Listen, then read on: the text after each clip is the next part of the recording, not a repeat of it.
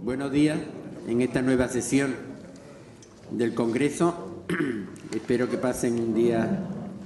magnífico y que este día de Congreso pues cumpla las expectativas que ustedes tienen. La primera ponencia del día de hoy estará a cabo de don Antonio Collante de Terán, que hablará sobre la Fiscalía Extraordinaria en el Concejo de Jerez de la Frontera en el siglo XV. Don Antonio Collante de Terán es doctor en Filosofía y Letras, sección de Historia General, profesor titular de Historia Medieval en la Universidad de Sevilla,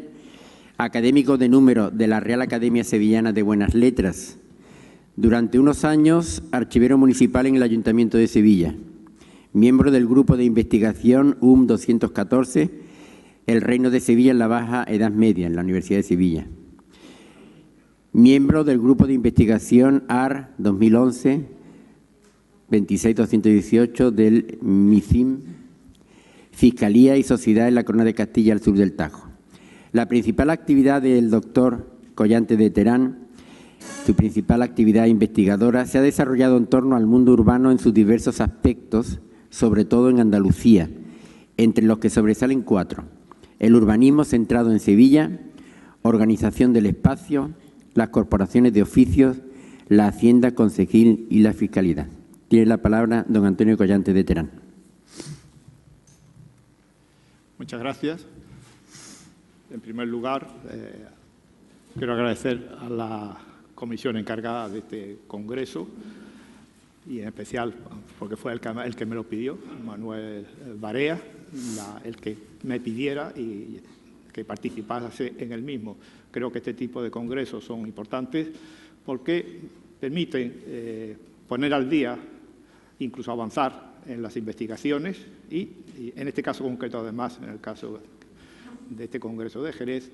creo que hay algo que también es importante, que no nos veáis a los que nos dedicamos a la historia como gente rara, que estamos en nuestro mundo y que no queremos comunicar a los demás nuestros trabajos y nuestras investigaciones. Y creo que ese es un problema que tenemos los historiadores porque ese campo que no cubrimos nosotros lo cubren otros, con déficit de formación, de conocimientos, de información, y eso permite que circulen determinados tipos de informaciones que no son válidas. Dicho esto, pues voy a empezar con mi intervención. Desde el siglo XIII, en que se estructuraron las haciendas regias y concejil en la Corona de Castilla, se pudo comprobar que los recursos ordinarios de una y otra fueron, al menos en ocasiones, insuficientes para cubrir sus necesidades en los territorios meridionales de la corona. De ahí que muy pronto comenzaran los monarcas a arbitrar recursos extraordinarios y los concejos a demandar a aquellos autorización para hacer otro tanto. En las centurias posteriores, esta dinámica experimentó una notable aceleración, de forma tal que lo que en principio fueron situaciones o soluciones más o menos esporádicas acabaron convirtiéndose en habituales y casi se podría decir que regulares en el siglo XV. Jerez de la Frontera no escapó a dicho proceso, es más, por su posición estratégica respecto del Reino de Granada, le afectó más que a otras localidades. Por tanto, me voy a centrar en este aspecto de la fiscalidad, es decir, en la cuestión de la fiscalidad extraordinaria, apoyándome sobre todo en la serie de actas capitulares, una de las más completas, como ya ayer decía Manuel, una de las más completas a pesar de sus lagunas.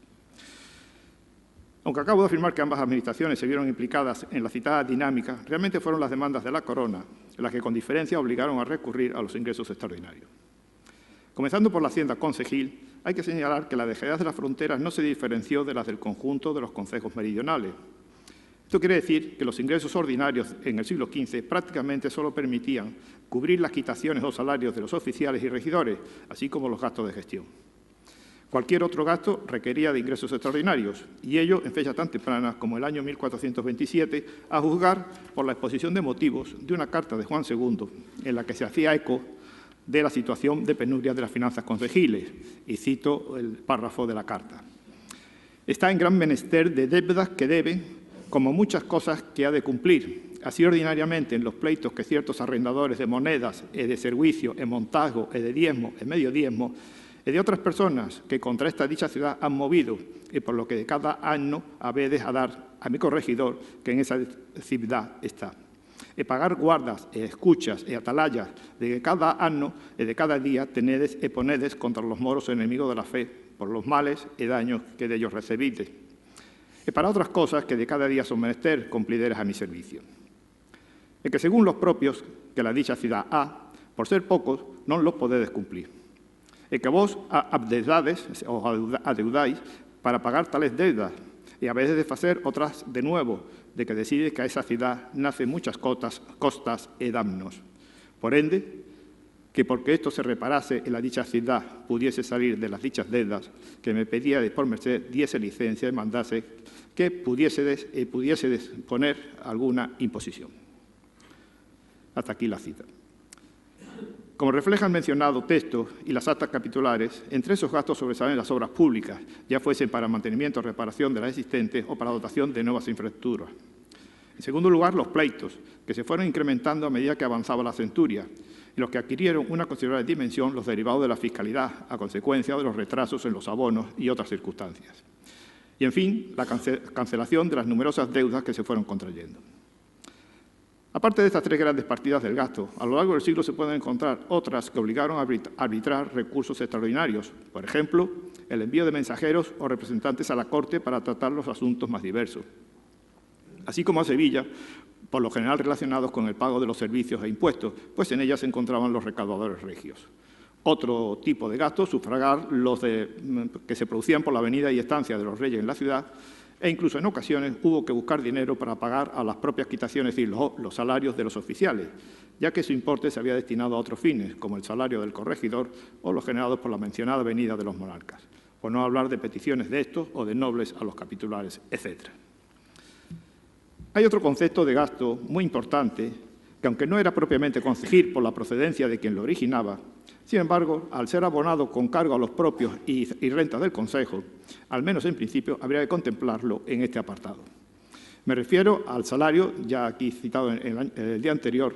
me refiero al salario de los corregidores y de otros representantes del Poder Central enviados a la ciudad para resolver situaciones de crisis o efectuar investigaciones concretas, como es el caso de los pesquisidores. Aunque se trataba de funcionarios de la corona, según acabo de indicar, eran los concejos los que tenían que hacer frente a su salario, pero como quedaba claro en las cartas de nombramiento, en las cuales indefectiblemente los monarcas ordenaban que se les abonase con cargo a las rentas del concejo y en el caso de que éstas no fuesen suficientes, mediante derramas, con el agravante de que los mencionados salarios eran elevadísimos tanto en valores absolutos como relativos. Dado que su presencia fue bastante habitual, quiere decir que los déficits serían la norma. De hecho, muchos de los debates que se originaron en las sesiones capitulares giraron en torno al pago de los citados salarios. En fin, al ser Jerez de la Frontera el principal núcleo urbano en todo el sector meridional de la frontera con el Reino de Granada, se convirtió en un punto clave de su defensa, y de ello se derivaron gastos que fueron motivo de reiteradas demandas a los vecinos para hacer frente a los mismos. Por un lado, estaba la necesidad de mantener una vigilancia constante para prevenir las entradas o razias de los granadinos. De ahí la presencia de guardas encargados de esa vigilancia, para avisar de cualquier incidencia y así poder prevenir la defensa general y para alertar a los propietarios de ganados con el fin de que lo trasladaran a lugares seguros. Por otro lado, como ocurría en todas las poblaciones fronterizas, las entradas de partidas granadinas en territorio castellano, por lo general bajo la fórmula de razias, para apoderarse fundamentalmente de ganados y de personas, originaban la convocatoria de apellidos para rechazarlas, perseguir a los que habían entrado y recuperar el botín o para represalias. A diferencia de otras actividades a las que me referiré más adelante, este tipo de actividad, el gasto que generaba este tipo de actividad, corría por cuenta de las arcas consejiles. En un memorial de 1484 sobre los temas que se debían exponer a los monarcas se dice, y cito,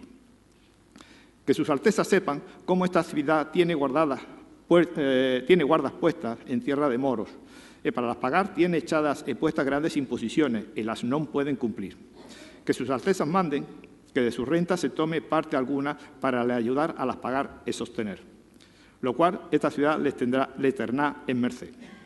Por ello, en 1485, es decir, el año siguiente, en que la frontera granadina se había ido alejando ya de Jerez gracias a la conquista de los años precedentes, en una sesión capitular, los capitulares dicen lo siguiente. Los dichos señores fablaron sobre razón que, pues ha placido a Dios en nuestros días la tierra de moros se ganase por el rey nuestro señor, que esta ciudad y sus vecinos debían ser aliviados de las imposiciones que en ella había, especialmente de aquellas que eran echadas para las guardas contra tierra de moros. Desgraciadamente, la ausencia de contabilidades municipales impide cuantificar estos desfases, es decir, en definitiva, estos déficits. Pero en uno de tantos debates sobre cómo hacer frente al incremento de gastos, en 1488 se evaluó esa diferencia entre ingresos y gastos en 250.000 mal, es decir, 250.000 por encima de los ingresos ordinarios del concejo, cantidad que era consecuencia del salario del corregidor y de los oficiales, de deuda de préstamos, de mensajeros a la corte, etc. Pero como he apuntado, el grueso de la fiscalidad extraordinaria fue consecuencia de las demandas de la Corona, las cuales se pueden agrupar en dos grandes bloques con bastantes conexiones entre ambos. Por un lado, el pago de los servicios o las ayudas que los reyes prácticamente de forma casi anual demandaban a los súbditos. Y por otro, los gastos militares, con la salvedad de que en la mayor parte de los casos aquellas ayudas, aquellos servicios demandados también estuvieron destinados al mismo fin. Por lo que se refiere a los servicios concedidos por las Cortes, su reiteración a lo largo de la centuria y el que se fraccionasen en varios años hicieron que fuesen prácticamente anuales, regularidad que se consolidó cuando fueron sustituidos en 1478 por la contribución de la Hermandad. Por lo que se refiere a los denominados gastos militares, Jerez de la Frontera, al igual que el resto de los territorios castellanos, y especialmente los andaluces, tuvo que participar con hombres, mantenimientos y logística en las operaciones que los reyes llevaron a cabo contra el Reino de Granada,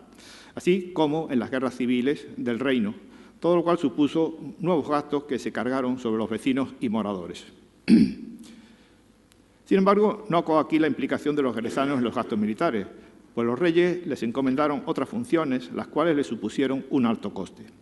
Así, tras la conquista de las plazas de Jimena, Castellar o Estepona, primero tuvieron que garantizar el control de las mismas y luego abastecerlas mediante el envío periódico de recuas escoltadas por tropas de caballería para evitar los ataques de los granadinos.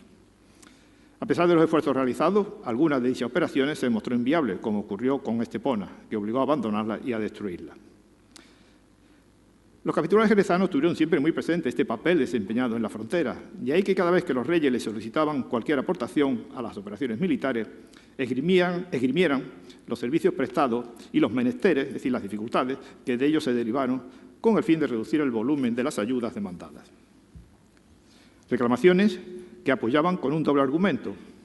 De un lado, lo gastado, es decir, lo maltrecha que estaba la población,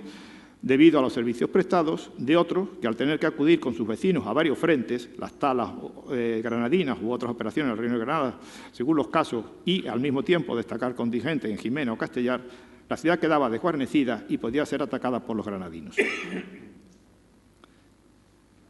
En principio, una parte de los gastos de todas estas actividades militares eran asumidos por la Hacienda Regia, precisamente a través de esos servicios de cortes antes mencionados y de las contribuciones de la Hermandad, en los que, como ya he señalado, también participaban los jerezanos. Pero normalmente las ciudades tenían que adelantar dichos gastos, o parte de ellos, y no siempre la devolución era posible o inmediata. Pero es que, aparte de esto, las ciudades tuvieron que efectuar nuevos repartimientos para hacer frente al pago de las levas y mantenimientos, a tenor de cómo se expresaron los capitulares jerezanos en 1489, cuando demandaron a los reyes que los francos del Alcázar contribuyesen, y cito, en los repartimientos y servicios de la guerra que se efectuaban cada mes. Aún más, también era normal que aquellos sueldos pagados por la Hacienda Regia fuesen completados con ayudas, la ayuda está entrecomillada porque es la palabra que utilizan los documentos, o suplementos aportados por los vecinos, de forma tal que todo repartimiento de hombres para cualquier operación militar iba acompañado del paralelo reparto del importe de su sueldo o de una parte de los mismos. Ante las mencionadas demandas regias, las respuestas de los capitulares presentan significativas diferencias. Cuando se trata de servicios de corte, las actas conservadas reflejan su acatamiento sin asomo de discusión alguna. Esto no impedía que a posteriori se quejasen a los monarcas por la acumulación de los citados servicios y de otros repartimientos. Sin embargo, no ocurrió lo mismo con las restantes demandas, sobre todo con los repartimientos de hombres y mantenimientos para operaciones militares. Normalmente dieron lugar a debates en el seno del Cabildo por los perjuicios que de ellos se derivaba para los vecinos. Debates que terminaban con el acuerdo de enviar representantes al rey, al capitán general de la frontera o a quien estuviese al frente del operativo, con el fin de anular o reducir la mencionada aportación. negociaciones que podían durar semanas y que en ocasiones les permitió rebajar su participación, aunque en la mayoría de los casos acabaron cumpliendo las órdenes inicialmente recibidas. Como ya he indicado, uno de los argumentos más repetidos para cuestionar las peticiones regias fue la importancia de los servicios prestados en el control y defensa de la frontera y, en relación con ellos, el desgaste que suponía para la economía de los vecinos y de la propia ciudad, todo lo cual hacía muy difícil cumplir las mencionadas peticiones. Dado que la década de 1430 conoció una reactivación de la guerra de desgaste contra Granada, este argumento fue casi constante, pues las demandas de levas, de hombres y de mantenimiento para los movilizados y para abastecer los reales se encabalgaban unas con otras, y además estaba la obligación de abastecer a Jimena y Castellar. Otro argumento fue el de la despoblación de la ciudad. Con frecuencia denunciaron que muchos vecinos se marchaban a los lugares de señorío próximos o incluso a Sevilla, lo cual tenía una doble consecuencia, negativa, por supuesto, para la ciudad. Por un lado, que el descenso de la población suponía poner en peligro la defensa de la ciudad y del territorio frente a los granadinos. Por otro, que el que no se pudiese recaudar las cantidades asignadas, como afirmaba el 24 Esteban de Villacreces en 1496, quienes se marchaban eran los caudalosos.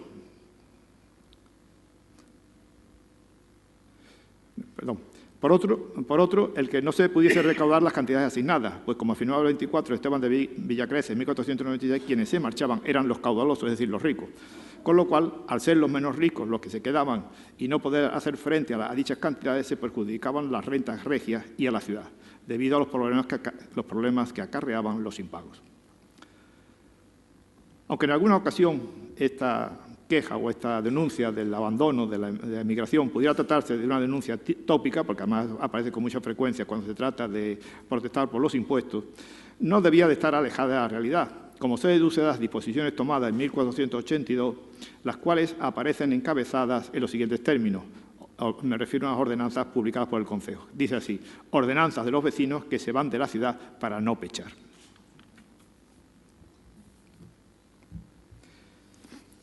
Una vez establecida la necesidad de recurrir a los ingresos extraordinarios, la decisión inmediata era fijar el procedimiento de recaudación, ya que, salvo en los casos de las monedas que eran arrendadas por la Hacienda Regia y de los pedidos, respecto a los cuales solo he detectado la percepción mediante impuesto directo, en el resto sí se debatió sobre qué sistema adoptar. Incluso del contexto en que la cuestión se trató, en bastantes ocasiones quizás se pudiera deducir que la opción inicial era el repartimiento de rama, es decir, el impuesto directo, mientras que la imposición o impuesto indirecto o sisa se planteaba como alternativa a este. En general, para los poderes locales, las ventajas de uno u otro sistema estaban relacionadas con la percepción que los vecinos tenían de los impuestos. Desde esta perspectiva, en la documentación jerezana se observa con frecuencia una consideración negativa hacia los repartimientos, es decir, hacia el impuesto directo, aunque se era consciente de la ventaja de la supuesta agilidad con que se podía efectuar su recaudación. Cito: «Dijisteis que lo que nos mandamos por las dichas nuestras cartas no se podía bien hacer, porque cuando nos quisiésemos servir de esa dichacidad de gente o de otros servicios que fuesen necesarios de se cumplir luego, que echándose la paga por sisa y no por repartimiento, que el tal servicio no se podría cumplir tan presto, porque lo que se echa por imposición se cogía por tiempo, poco a poco, de manera que la gente no se pagaría en tiempo, ningún servicio que no demandásemos hacer se podría cumplir, mayormente sellendo el dicho servicio en gran cantidad». Aunque en estos casos cabía el pago adelantado, como se hizo en distintas ocasiones, la validez de este argumento lo confirma el hecho de que al menos a finales del siglo, y sobre todo en relación con el abono de las contribuciones de la hermandad, cuando se acercaba la fecha en que debía efectuarse dichos abonos y no había dinero para ello, tuvieron que recurrir a derramas que se reembolsaban una vez cobradas las imposiciones. Ahora bien, hay que señalar que el citado argumento de la agilidad de los repartimientos tenía como contrapartida la dificultad de conseguir reunir el total de las cantidades demandadas en cada momento, por la resistencia o incapacidad de muchos vecinos y moradores a pagar, como se deduce de los numerosos pleitos y reclamaciones de los recaudadores. Así, el rechazo al impuesto directo, que posee una fuerte carga psicológica, en parte se justificó por la conflictividad que generaba su recaudación, debido a los abusos y a las fatigas que ocasionaba tanto a los vecinos como al propio proceso de recaudación, a consecuencia de esa resistencia. Los corregidores jerezanos de la década de 1450 solían aludir a los escándalos a que daban lugar los repartimientos de sus salarios, por lo que se inclinaron siempre por la imposición, a pesar de que en las cartas de nombramiento se especificaba que serían abonadas con cargo a los propios concejiles o, en su defecto, mediante ramas, como ya he indicado. También los reyes, debido a estas dificultades, acabaron a finales del siglo XV e inicios del siguiente decantándose por las imposiciones, por lo general a instancia de parte, como lo expusieron los monarcas en 1496. Y cito: «Sepades que Fernando de Herrera, jurado de esta ciudad, como jurado de ella, nos hizo relación por su petición que ante nos en el nuestro consejo presentó, diciendo que a causa de los servicios que los vecinos de esa ciudad nos han servido en las guerras pasadas, dice que muchos de ellos están pobres, y del todo se acabaría de perder, que no lo podrían sufrir si los pechos con que de aquí adelante nos hubiesen de servir, si hubiesen de pagar de la manera de los de hasta aquí, porque todos cargarían sobre los pobres, viudas y huérfanos, porque los otros se excusarían, unos por francos, otros por oficiales del cabildo y otros por cómitres y comendadores extranjeros. Y nos suplicó y pidió por merced que sobre ello proveyésemos, mandando que los pechos y derramas con que de aquí adelante esa dicha ciudad nos hubiese de servir se echasen por sisa o por imposición, o como la nuestra merced fuese». Fin de la cita. Si bien en principio se podía suponer que el interés por los impuestos indirectos partiría de los oficiales y regidores del concejo, porque les permitiría descargarse de parte de la contribución, sin embargo, no parece que este fuese el motivo. En primer lugar, porque, como consecuencia del sistema implantado para la recaudación de los impuestos, estos capitulares tenían la posibilidad de establecer un tope máximo al que no sería superado. Por otro lado, porque,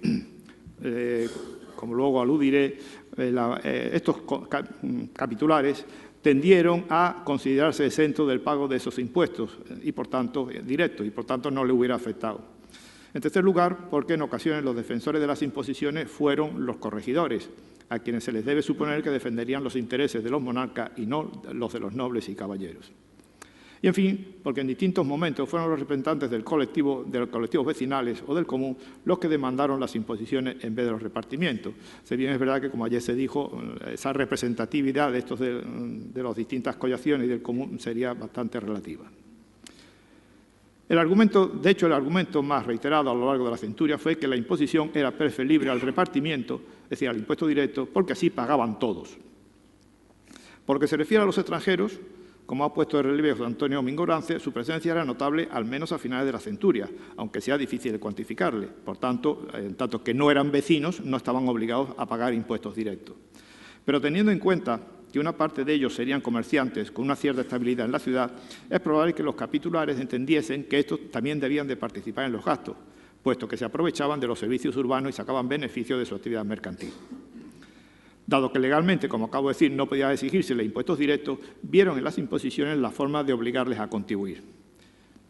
En cualquier caso, es cierto también que quizás, con ocasión de la Guerra de Granada, esa exención teórica de los extranjeros no fuese totalmente cierta, o al menos hubo una especie de paréntesis en la legalidad de las actuaciones, pues a juzgar por la queja de un genovés, Batista Mainel, que se declaraba estante, por tanto no vecino y por tanto no afectado por los impuestos indirectos en Jerez, dice la queja que le fue repartida cierta cuantía de maravedí por los gastos del cerco de Baza y en los años posteriores. Lo importante no es la queja en sí, porque lo de lo que se queja es que se ha valorado su hacienda en más de lo que él pensaba. Es decir, que no se queja de que le cobren impuestos, sino del volumen que le habían cobrado. En cuanto a los francos, que es el otro gran grupo al que afecta el tema de la exención y que genera las protestas, en cuanto a los francos, el problema no radicaba tanto en su número como en la calidad de los mismos y en que personas y colectivos, inicialmente pecheros, trataban de imponer su condición de exento. No estamos ante algo específico de esta ciudad, sino en general conjunto de la corona, como se manifiesta en las actas de corte. Pero obviamente no dejó de ser una cuestión que, aparte de su importancia intrínseca, se podría esgrimir como argumento para solicitar rebajas o para sustituir los impuestos directos por indirectos. El número de francos no fue significativo en general de la frontera. Aparte de los clérigos, los nobles y caballeros solo lo fueron de las monedas y de la moneda forera, pues estuvieron obligados a contribuir en impuestos directos como los pedidos. Por lo que la exención fiscal del impuesto directo e incluso de los indirectos en algunos casos debía beneficiar fundamentalmente a ciertos colectivos inicialmente pecheros, pero privilegiados porque no pagaban, como era el caso de los jurados, los encargados del mantenimiento y defensa del Alcázar, los que trabajaban en la Casa de la Moneda y en las Atarazanas, ambos en Sevilla, algunos cómitres, los fascinadores de instituciones religiosas y hospitalarias. Había otros cuya legalidad estuvo con frecuencia en entredicho, como los paniaguados de caballeros y de instituciones eclesiásticas. Sin embargo, los citados colectivos, con excepción de los clérigos, no gozaron siempre, como he dicho, de su condición de exentos. Según se deduce de algunos debates capitulares, en los casos de repartimiento para operaciones militares, estuvieron obligados a contribuir. Esta era la opinión, al menos, de un alcalde mayor que en 1438, en un escrito encabezado con la expresión «cosas que el pueblo decía a los señores alcaldes y alguaciles y regidores que fagan y cumple», decía, y cito, primeramente, que en ejecución de la Carta del Rey nuestro Señor, que mande que todos los vecinos e moradores desta, sin ninguna condición, pechen e sirvan e contribuyan en todos los pechos e pedidos e derramas e prestidos de cualquier natural o condición que sean, así reales como concejales, así en lo presente, en lo que agora se face, como en lo porvenir. En lo que toca a los dichos señores alcaldes, regidores y jurados, que benignamente, viniendo en la concordia, suplicaran de concordia a la alteza de nuestro Señor el Rey, que a su merced determine cómo la su señoría pluguiere y mandare. La mencionada obligación, es decir, la mencionada obligación de que todos, exentos, no exentos, francos y no francos, pagasen, se generalizó a finales del siglo XV, al sustituirse los servicios de corte por la contribución de la hermandad, así como en las operaciones contra Granada. Pero también se observa un incremento de las reclamaciones de los francos y de los hidalgos. Esto quizás porque la sustitución mencionada les permitía reclamar sus privilegios fiscales. En ambos casos, los comportamientos de los jerezanos son coincidentes con los que se encuentran en las restantes ciudades andaluzas, así como las respuestas de los monarcas, que fueron negativas de forma reiterada. En una sesión capitular del 8 de mayo de 1483, un 24 exponía lo siguiente. Cito, que él, estando en la corte del rey y reina de nuestros señores, vido un debate que tenían en consejo los de Córdoba sobre ciertos francos que se eximían de no contribuir en las cosas de la guerra. El que le fue respuesto por el doctor Talavera, de parte del consejo, que no curasen de ninguna cosa de francos en los casos de la guerra, que donde el rey nuestro señor iba en persona, que ninguno no tenía razón de se eximir de las cosas de la guerra. Es que asimismo el dicho doctor dijo al dicho Nuño Fernández, que es el 24 que habla, que si en esta ciudad había aquello, él dijo que había francos del Alcázar, que el dicho don Beltrán le dijo que no curasen de ningún franco en los casos de la guerra. Es que esto había dicho en presencia del corregidor Juan de Robles, estando hablando en este cabildo sobre este debate. Si el número de francos era reducido y además ya venían descontados en las cantidades asignadas a la ciudad, ¿a qué se debían las quejas? En primer lugar, porque personas que no tenían dicha condición de francos se hacían pasar por tales. Y en segundo lugar, porque personas no idóneas conseguían introducirse en los colectivos reconocidos legalmente como francos. En una contestación a una demanda del Consejo en 1483, el monarca recogía la posición de los capitulares en relación con los abusos. Cito. Muchos vecinos de la dicha ciudad en sus arrabales se defienden e excusan de servir e pagar e contribuir en las cosas tocantes a la guerra de los moros enemigos de nuestra Santa Fe Católica, según que los otros vecinos de la dicha ciudad sirven e pagan e contribuyen, diciendo que son francos, así por el alcázar de esa dicha ciudad como por vacinadores que dice que tienen, no sirviendo ni seyendo hábiles para lo servir, y por virtud de la cual se eximen del dicho servicio de contribución, que por otras vías se forma, a causa de lo cual en la dicha ciudad dice que ha habido algunos debates de diferencia, y que si o tal hubiese de pagar los dichos servicios de contribuciones que para las cosas tocantes a la dicha guerra se face, cargarían todos sobre los más pobres. Y los más ricos, que son los que así dicen ser francos e exentos, por los dichos oficios quedarían sin servir ni contribuir en lo susodicho, de lo que recibirían mucho agravio y daño. Por tanto, el problema más importante a juzgar por las reiteradas denuncias derivaba del hecho de que quienes conseguían la condición poseían unas fortunas elevadas, dado que la normativa regia establecía que solo podían serlo quienes poseían cuantías inferiores y medias a ser los intrusos poseedores de las más altas, además de ser una ilegalidad, la parte del repartimiento que les hubiera correspondido en función de dichas altas cuantías acababa recayendo en el resto de los pecheros. En consecuencia, si era cierta las denuncias de todas estas gente que se introducía en el campo de los pecheros, lógicamente las quiebras, que es lo que en definitiva se producía al final del año económico, las quiebras eran importantes, con lo cual el Concejo se había obligado después a pleitear con los recaudadores para cubrir esos déficits. En este proceso de generalización de esta franquicia hay un tema importante que no es exclusivo de Jerez, y es que los miembros del Cabildo, es decir, los regidores, alcaldes mayores, etcétera, buscaron en todo momento eximirse del pago de estos impuestos directos, a pesar de que los reyes fueron reiteradamente contrarios a dichas disposiciones, pero ellos fueron también contumaces en cuanto a esa situación, es decir, a pesar de las cartas reales, pues seguir intentando eximirse de los impuestos directos. De hecho, a principios del siglo XVI, en una carta de la reina doña Juana, ya se queja ella también de esta situación y dice: edís que las personas del dicho regimiento de esa dicha ciudad no han querido ni quieren cumplir las dichas cartas de sobrecartas, antedís que han procurado y tenido formas y maneras para que no se cumplan ni guarden, suplicando en ellas algunas veces, diciendo y alegando que ante necesidad desea hacer presto el servicio que yo mandaba hacer tan presto por la dicha cisa como por el dicho repartimiento, y poniendo a ello otras excusas y dilaciones.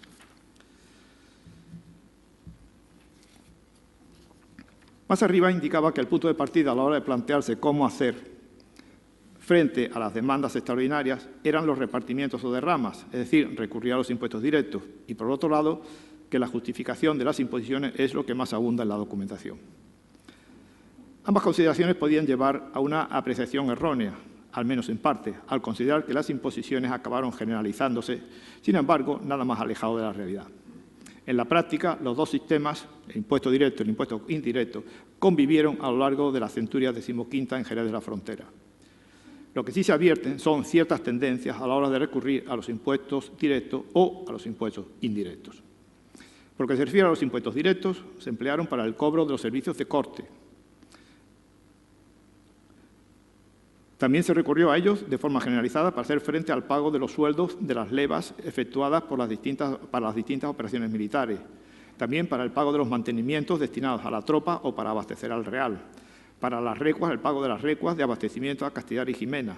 Para hacer frente a represalias y sobre todo a las igualas y avenencias establecidas con los arrendatarios o recaudadores de las monedas y pedidos, con el fin de poner término a los pleitos surgidos con ellos a consecuencia de las deudas del cobro de los mismos, que es lo que planteaba antes con los quiebras o los déficits de las recaudaciones.